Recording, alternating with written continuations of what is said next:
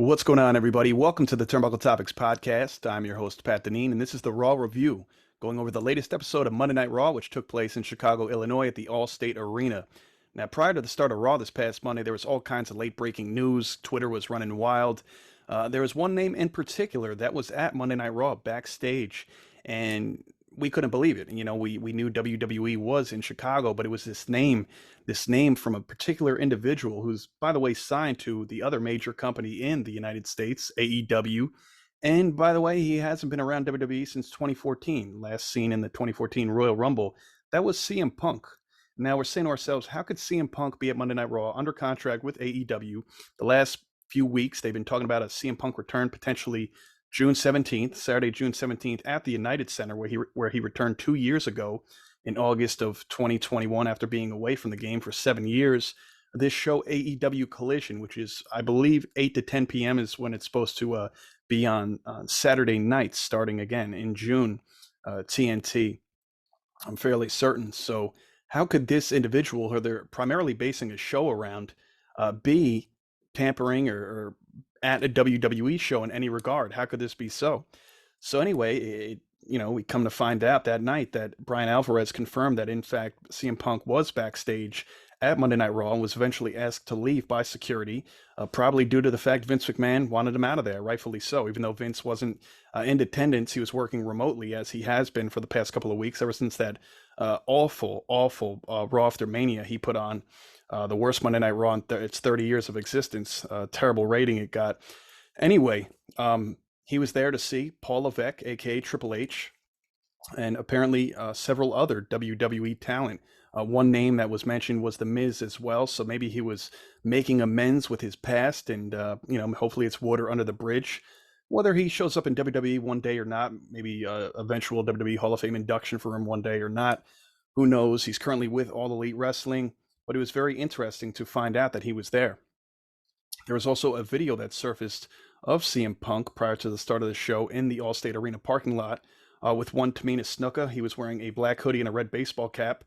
Now, why Tamina Snuka? Of course, AJ Lee, his wife, when she was Divas Champion many years ago, back in 2014 or so, 2013 even, was AJ Lee was aligned with Tamina Snuka. That was her muscle, essentially. That was her bodyguard. And I actually really loved that dynamic of the two. I thought Tamina and AJ worked very well together, opposite ends of the spectrum. So that was really cool to see. But anyway, very interesting news with CM Punk. Of course, again, he's strictly All Elite Wrestling. It's nice to see he's, even if it was a publicity stunt, which it seemed to be, his name's been mentioned for quite some time now, since the all-out, brawl-out situation with the Elite back in, was it late August, early September? But now just with his impending return coming in a month and a half or so, it seems, it's very, very interesting to note that he was there and maybe hopefully one day be able to work it out with the Elite. And again, as we would all like to see, hopefully we get to see CM Punk go up against a Kenny Omega, or CM Punk and FTR go up against the Elite in a trios capacity. Even in a non-title situation, I think we would all be here for that. So that was very interesting to note. But anyway, we'll go on with the show here. Now, Vince made several changes to this episode of Monday Night Raw. I know what a surprise. Although he wasn't backstage in Gorilla, he was calling a lot of shots, even though it's supposed to be Triple H's show going forward, especially after this draft that's going to take place on SmackDown and Raw this coming week. But anyway, he cut a segment that was supposed to have Adam Pearce, Sonya Deville, and Chelsea Green.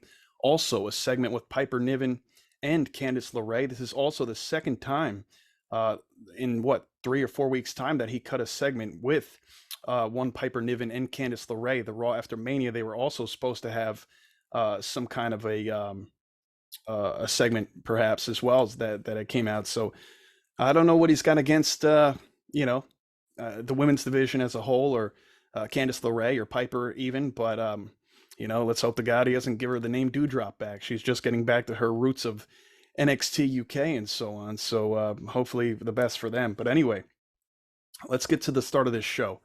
Now, it opened up with the American Nightmare Cody Rhodes. It's his first night back at the Allstate Arena since he competed with a torn pectoral muscle at Hell in a Cell, defeating Seth Rollins for a third consecutive time. Of course, his return last year at WrestleMania, beat him there, beat him at WrestleMania Backlash, and of course, before he was out until the Royal Rumble this year, which he won at the number 30 spot.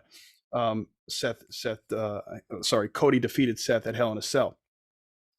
So look, after that, after he came out, shortly thereafter, he took off his shirt and tie, threw it into the crowd, a couple of nice souvenirs for the fans, and he tells Brock Lesnar to put another scar on him. He pointed to the scar where he had the pectoral surgery on the right pectoral.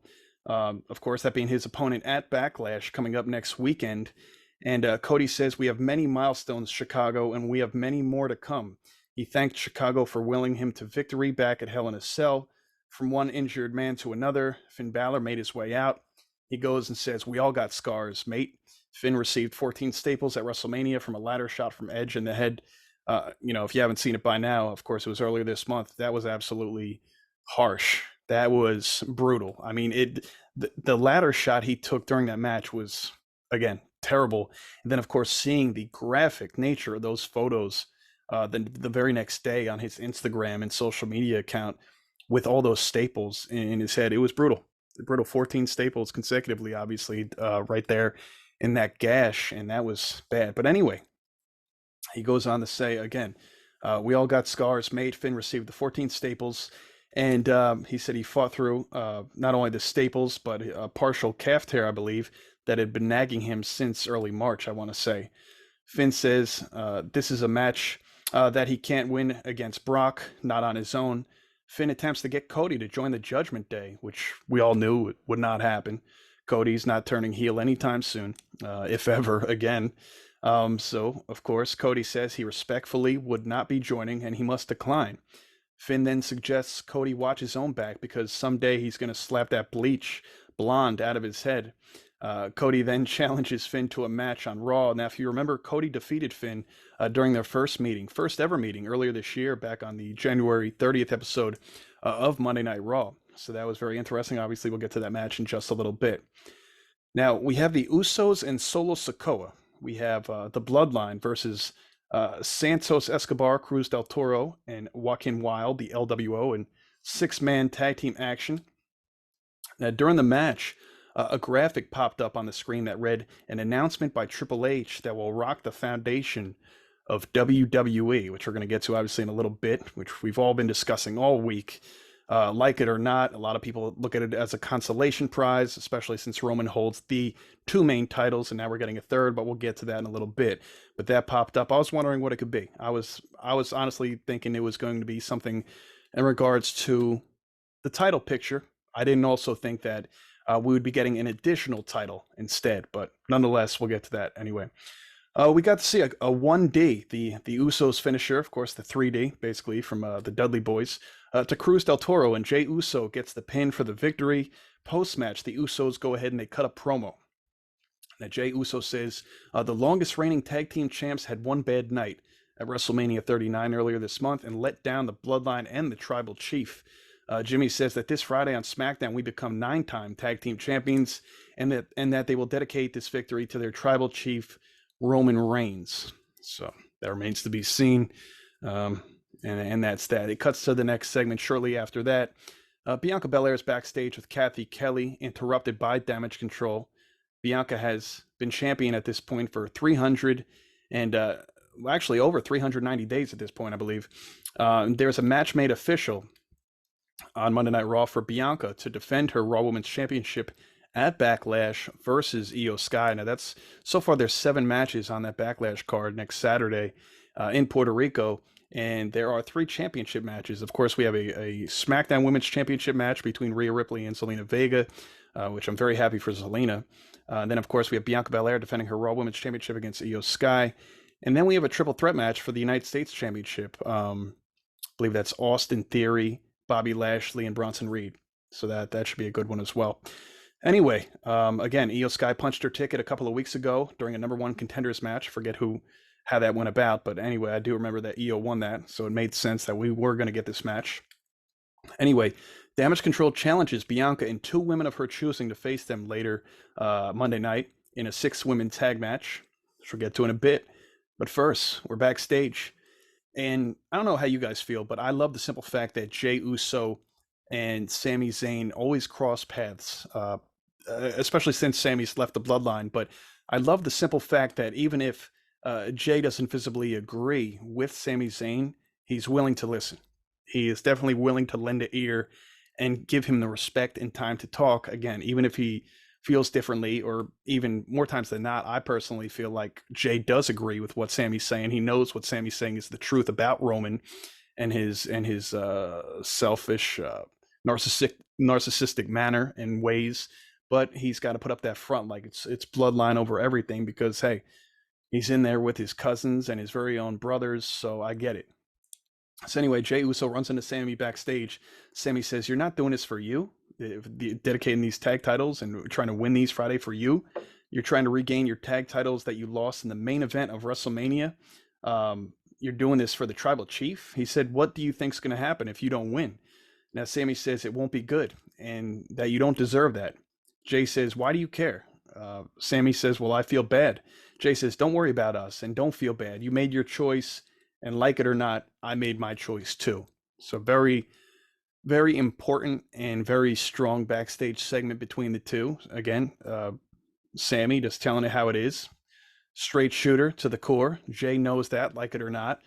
And he's having a hard time, dealing with the truth here. And he's for months now, you could tell he's been weighing these things out, going against his better judgment, but trying to, do its best for the bloodline and his very own brother, Jimmy Uso. Anyway, we have Trish Stratus with Kathy Kelly, and Trish says Becky's not doing so good. The pressure of being the man and being the mom. Trish says she knows what it's like. However, Trish is thriving. Trish says Becky needs to stay home and say thank you, Trish, for taking her out a couple of weeks ago and, essentially sending her back home. So that is to be continued. Again, I think, excuse me, I think that big match is going to end up culminating at SummerSlam, which only makes sense. I don't think we're going to get Lita and Trish in the meantime. I thought maybe we'd be getting that, especially since Trish was the one that attacked Lita very sneakily a couple weeks ago, prior to that tag team championship match where they dropped the titles because Trish got pinned by Liv Morgan. So we'll see. We'll see what role Lita plays going forward, if any at all. So next up, we have the Street Profits. Now, Montez Ford, being from Chicago, that was cool. They're out there in their Chicago Bulls inspired outfits. At least, Angelo was. Montez Ford, however, only had his jersey on. He wasn't wearing the shorts or pants. He was wearing pants, but not ones that go with the outfit. Looked like he was wearing black sweatpants or joggers or something like that. It literally looked like they weren't supposed to have a match that night, and Vince or whomever was like, "Look, get out there. We're going to give you a 1-minute match with formerly known as the Hurt Business, Cedric Alexander and Shelton Benjamin. Go out there and get the victories." That's pretty much what it was. So anyway, they go out there again, very brief, against Shelton and Cedric, which I feel terrible for. Whenever you see them, it's to take a pin. Ford pins Alexander after an outstanding frog splash. Of course, every frog splash that Montez Ford does is absolutely phenomenal. So that was that. Squash match, no respect again for those two, which is such a shame. They teased for months this reunion, late 2022, this reunion of sorts with Shelton Benjamin, with Cedric Alexander, of course, Bobby Lashley, and MVP. And maybe the only new additional member we would have is Omos, because he's obviously still being managed by MVP. But unfortunately, the unfinished business of the Hurt Business didn't come to fruition. Likely Vince put a stop to it. He is the one who broke them up in the first place a couple of years ago, right before WrestleMania 37 or around that time. I know that's when they took the tag titles off of them and put them on the New Day, just for them to lose to Omos and AJ at WrestleMania 37. So in Tampa, whatever. So by the way, Ford was, again, the one who got the pin. And wearing these pants, again, the Bulls-inspired jerseys are absolutely awesome. But even though they weren't in the United Center, which I would love to see, that's obviously where the Bulls play. But again, this had to be a last-second booking. And again, they didn't have much time to prepare. But, that was that. So anyway, we have a Triple H announcement to start off the 9 o'clock hour. Here we go, ladies and gentlemen. Now, the last time Triple H came out on Raw was 3 weeks ago. because I know he's come out a couple of times on SmackDown, but I believe the last time he was out on Raw was the Raw after Mania, where he said nothing is going to change. It will be the same WWE we've grown to love, blah, blah, blah, blah. Only to be followed by the worst Monday Night Raw rating of the last 30 years of its entirety of its existence. As I said at the top of the show, it was a joke. But anyway, he goes on to say, as a WWE superstar, I had the incredible privilege of competing at the highest level in front of all of you in this very arena at WrestleMania 22. I went up against one of the greatest of all time, John Cena. Triple H says Roman Reigns, who's coming up on 1,000 days at the Night of Champions, as a matter of fact, May 27th in Jeddah, Saudi Arabia. Anyway, says Reigns is that damn good. Triple H says the fans deserve more, however. A defending champion more frequently. Now Roman seemingly, from a booking standpoint, picks his spots. Of course, he's not defending at Backlash, but we will likely see him shortly thereafter. Of course, at Night of Champions, who his opponent will be, well, we're not sure, but that's where he's hitting his 1,000 days. Of course, he'll be on television, whether he has a match or not. And so anyway, Triple H says wherever Roman Reigns is drafted, he will stay there.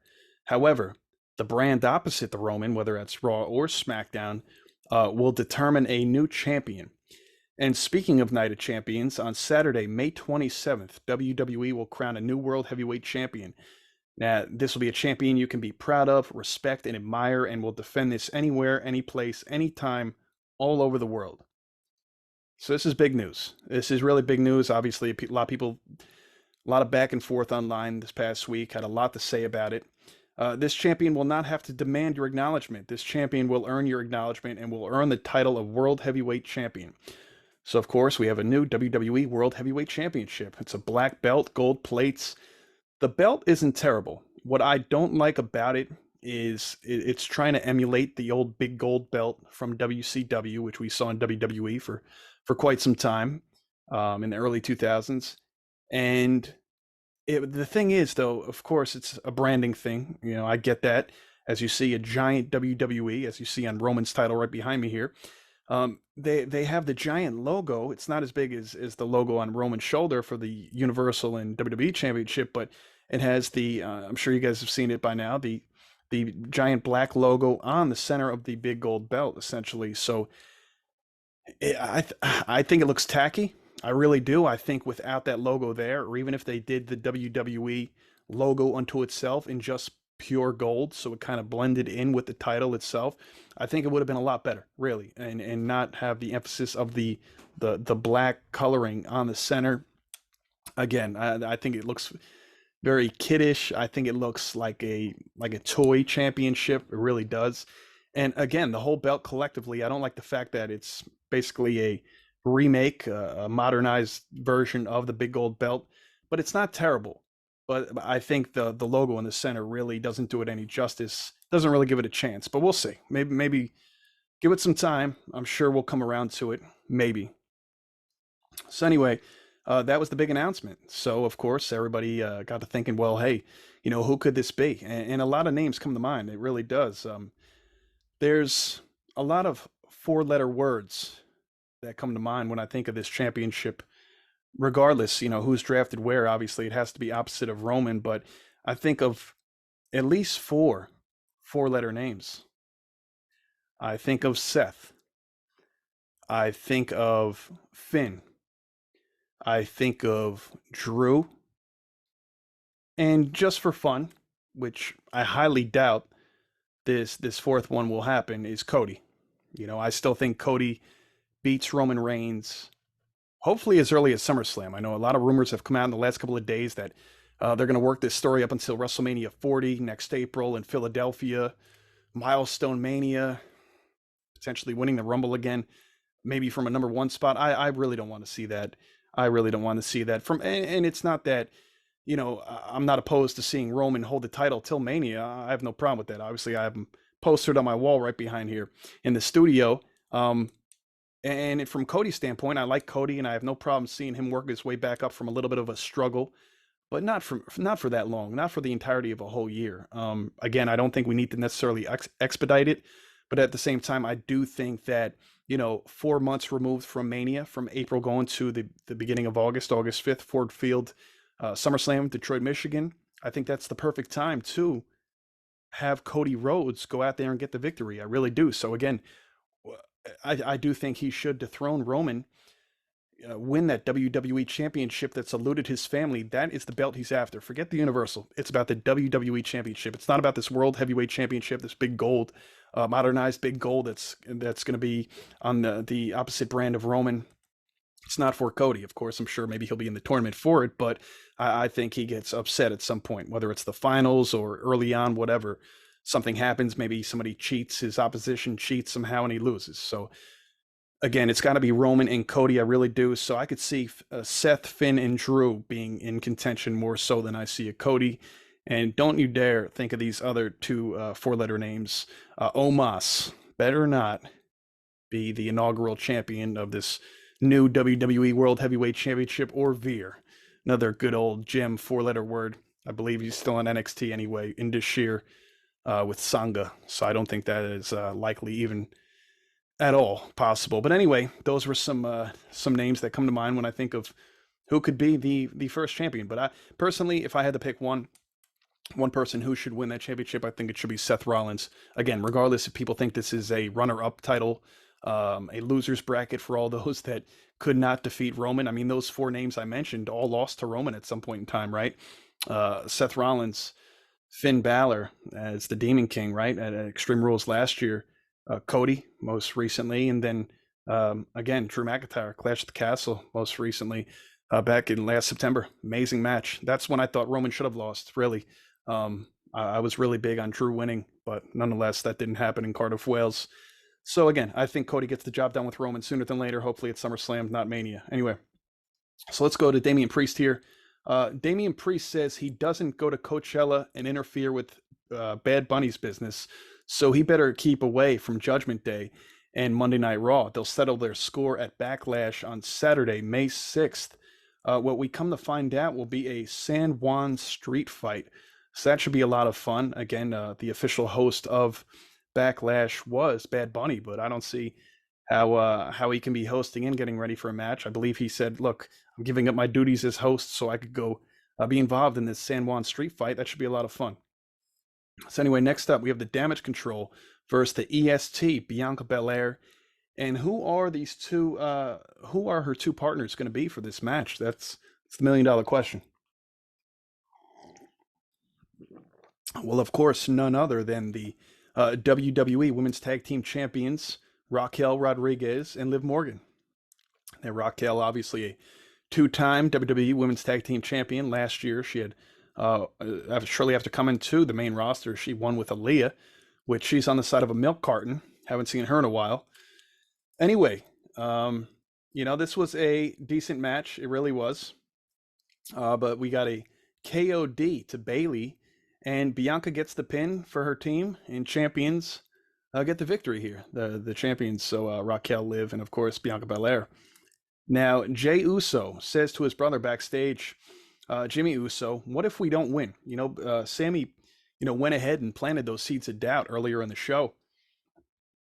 And so Jay's really thinking, again, Sammy gets to Jey because not in a mind game type of way. I guess you could look at it like that, especially the bloodline looks at Sammy as a mind game type of guy. But Sammy is really dropping gems every time he talks to Jey specifically and lets him know. Even Kevin Owens gets frustrated with Sammy, like, why are you even bothering with him and the bloodline and the Usos and whatever? And you know what? Really, Sammy genuinely cares for Jey Uso because how Jey stuck his neck out for Sammy towards the end of his time with the bloodline, especially if you go back to that Raw 30 episode in Philadelphia, right? When Solo Sikoa was about to take him out with the Samoan spike and Jey stopped him, and then they rolled the footage and they were going through that tribal court or whatever it was.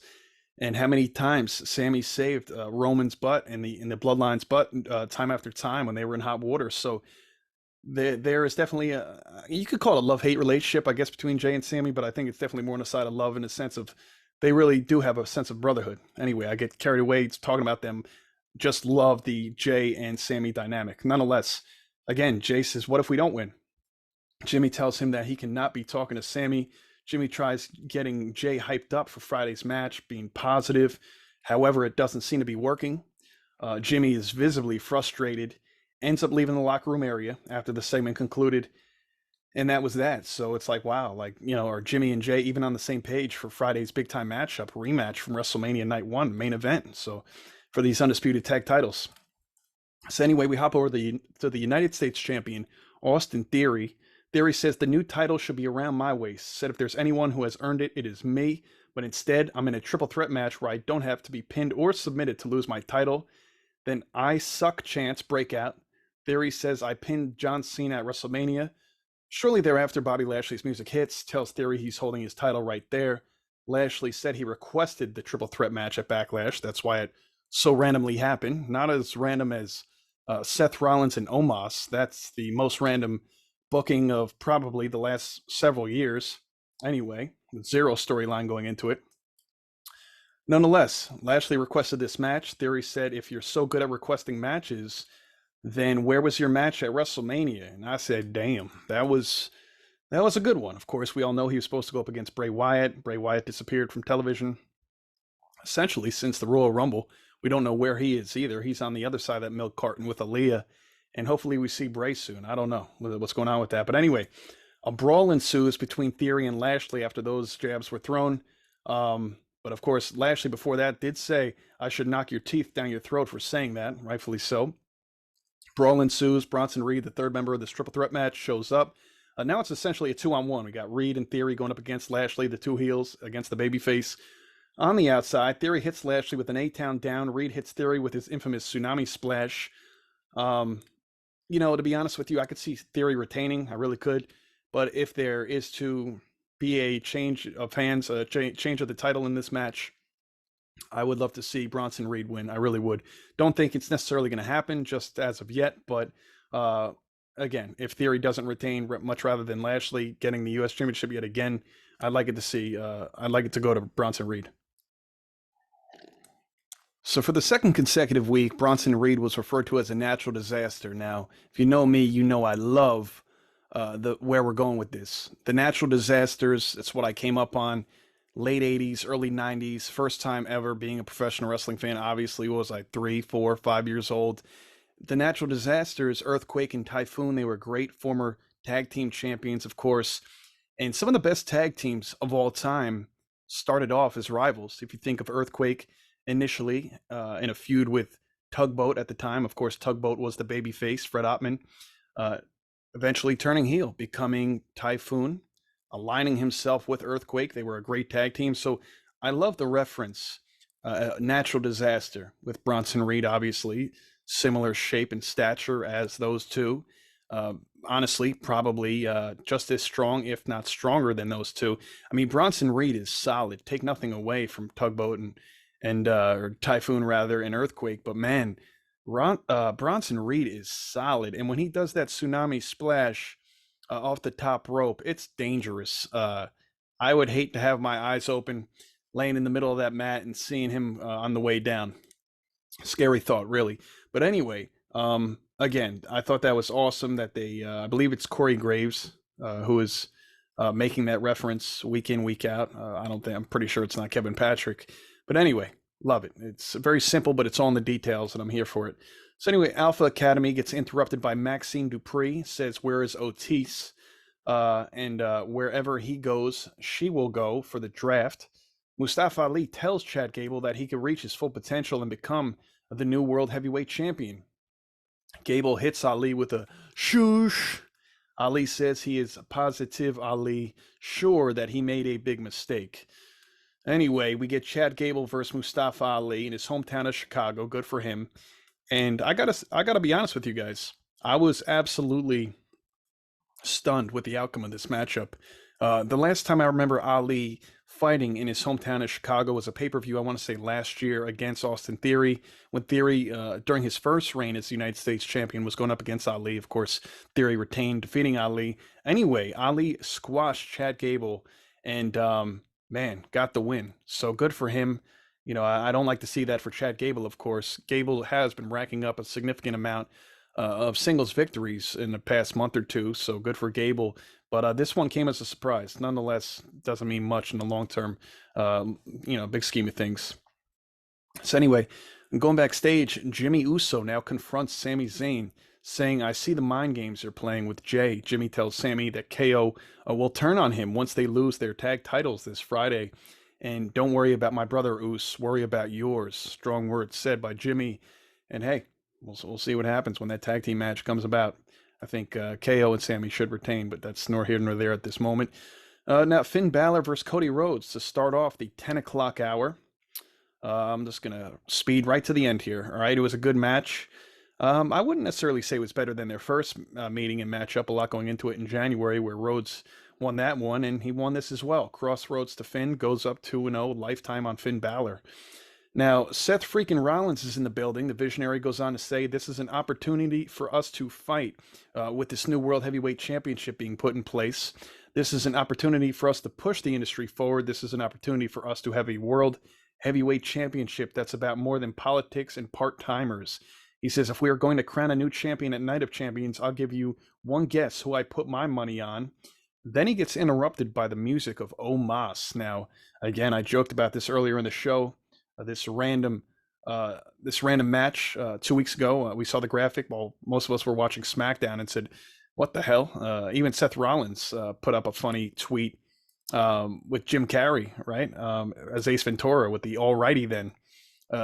Leading us to believe that Seth didn't know that he was going to be going up against Omos until we all found out together. Anyway, they finally have their first encounter, and Seth goes on to tell Omos in the middle of the ring that he is the tallest man he's ever seen in his entire life. He tells him that he is once-in-a-generation talent because you were born that way. He goes, Seth Rollins is once-in-a-generation talent because I made myself that way. He goes, I should be afraid of you, but I'm not. I'm going to do what I do best at Backlash, and I'm going to make your ass famous. Goes on to say a few other things. That was the gist of it. So, look, all I'm going to say is this. Seth Rollins better win. And I'll tell you what, if by some slim chance, some kooky idea, booking, disgrace that would be, if Omos goes over Rollins, which I don't think will happen, but you never know. Man, as much as I joked about it earlier about him being in contention for this WWE World Heavyweight Championship, I mean, look, crazier things have happened. I personally have Rollins winning the whole thing, that whole tournament at Night of Champions, hoisting that championship up over his head. But man, if Omos beats Rollins at Backlash, I guess anything's possible at that point. Maybe change of plans for Rollins, and maybe they want to put it on Omos, but let's hope not. Let's not talk crazy. So anyway, Kevin Owens asks Sami Zayn, where have you been all night? As he's in the locker room with Riddle as well. Matt Riddle's there. And KO says, why are you still talking to these guys? KO says they deserve whatever happens to them for aligning themselves with Roman Reigns and doesn't want to hear anything else Sami has to say on that matter. Riddle says, I know exactly what you're going through from when him and RK Bro were together. And now says everything's going to be cool like it was for them. So you got to remember last year, much like we're going to get this year with KO, Sami Zayn and Riddle going up against Solo Sikoa and the Usos at Backlash next weekend. Last year, a very similar match took place at Backlash. Instead, it was Roman Reigns and the Usos going up against, I want to say, RK Bro, and bear with me, I'm trying to think of who their partner was in that match. I'm pretty sure I had it here in front of me. Yeah, here it is.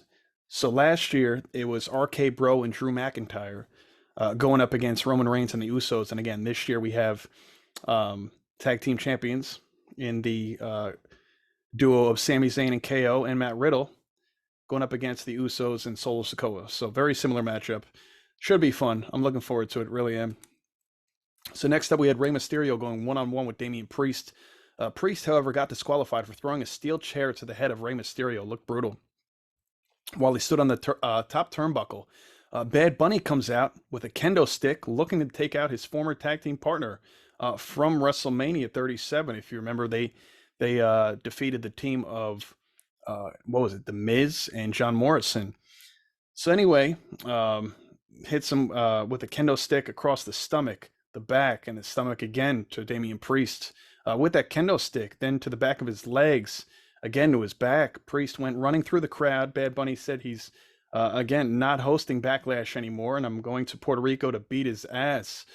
Beat your ass, Damian Priest. So in this street fight that I mentioned at the top of the show, Damian says, I'm not the one, and that he's going to end his entire career, whether it be wrestling or music. These weren't things said on a microphone by Damian Priest, but I was reading his lips as he was going, and that's exactly what he said. So this is going to be great. Again, it's in San Juan, Puerto Rico. Two Puerto Rican superstars in their own right, heading to Puerto Rico for a San Juan street fight. So that should be a lot of fun as well. And that was pretty much that. As far as Monday Night Raw was concerned, that was the main event. And yeah, just like that. So anyway, there was main event tapings at some point. I believe it was before Monday Night Raw on Monday. And for the main event show, you can watch on Peacock or WWE Network, depending where you are watching it. And Dexter Lumis defeated Joe Gacy from NXT. And yeah, so could Joe Gacy be called up in this draft? I don't necessarily see that. Him being the leader of the faction down there, the Schism, along with the tag team who's been trying to be released by WWE, but they keep denying their request. The Dyad, the tag team of the Dyad, formerly known as I'm forgetting their name, the Grizzled Young Veterans, they used to go by. Great tag team, really. I love them as the Grizzled Young Veterans. Not so crazy with them being in this gimmick. Seems like they don't like it either. They want to be released. The Dyad, and of course Ava, formerly known as Ava Raine, aka Simone Johnson, The Rock's daughter, in that group as well. So again, I don't see Joe Gacy being brought up unless maybe collectively the whole group is, but that wouldn't make sense being that half the group wants to be released. You get what I'm saying? And the other matchup was Nikki Cross, who ended up defeating Cora Jade. Cora Jade, another name we may see in this draft, so we'll see what happens there. Nikki Cross, again, defeated Cora Jade with a crossbody, which is kind of a lame finish. But hey, that's how that went. So anyway, that was pretty much that. And again, Monday Night Raw was good, not great. We got the big news, of course, with this new championship. It remains to be seen how they're going to go about this tournament. Again, the finals will culminate at Night of Champions, May 27th in Jeddah, Saudi Arabia. So, yeah, that's it. Again, thank you for tuning in to the Turnbuckle Topics podcast. I'm your host, Pat Deneen. That was the Raw review. And stay tuned to whatever I got coming up next. I'm covering plenty of wrestling, whether you are a fan of WWE, AEW, even going to be looking into Impact now. Got some exciting news with Impact, believe it or not. But I'll get to that. But again, thank you for tuning in, and I'll catch you next time. Thanks for listening.